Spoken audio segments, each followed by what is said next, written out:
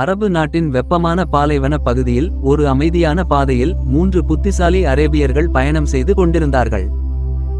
அவர்கள் அந்த பாதையில் செல்லும்போது ஏதோ ஒரு மிருகம் புற்களை மேய்ந்துவிட்டு சென்ற தடயங்களை கவனித்தார்கள். பாதையின் இருபக்கத்திலும் புட்கள் இருந்தாலும் ஒரு பக்கம் மட்டும் புட்கள் மேயப்பட்டிருந்ததை அவர்கள் ஆழமாக கவனித்தனர். அந்த நேரத்தில் மிகுந்த கவலையுடன் ஒரு வழிப்போக்கர் அவர்களிடம் வந்து கேட்டார், என் ஒட்டகம் காணாமல் போய்விட்டது, யாராவது பார்த்தீர்களா? அப்போது முதலாமவர் சிந்தனையுடன் கேட்டார், உங்கள் ஒட்டகத்திற்கு ஒரு கண் குருடா? வழிப்போக்கர் ஆச்சரியத்துடன், ஆம், அதேதான் என்றார். பிறகு இரண்டாமவர் கேட்டார், உங்கள் ஒட்டகத்திற்கு வால் இல்லையா?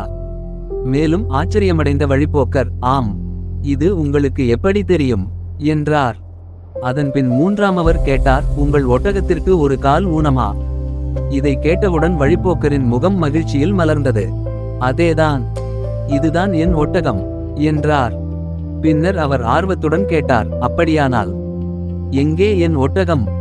அதற்கு மூவரும் அமைதியாக, நாங்கள் உங்கள் ஒட்டகத்தை காணவே இல்லை என்றனர். இதை கேட்ட வழிப்போக்கருக்கு சந்தேகம் ஏற்பட்டது. ஒட்டகத்தை பார்க்காமலே இவ்வளவு சரியாக எப்படி சொன்னீர்கள் என்று கேட்டார். அப்போது முதலாமவர் சொன்னார், பாதையின் இருபக்கத்திலும் புட்கள் இருந்தும் ஒரு பக்கம் மட்டும் புட்கள் மேயப்பட்டிருந்தது. அதனால் ஒட்டகத்திற்கு ஒரு கண் குருடு என்று நான் யூகித்தேன். இரண்டாமவர் சொன்னார், ஒட்டகம் இளைப்பாறிய இடங்களில் சாணமோ புற்களோ களையாமல் இருந்தது. வாலிருந்தால் அவை களையப்பட்டிருக்கும். அதனால் ஒட்டகத்திற்கு வால் இல்லை என முடிவெடுத்தேன்.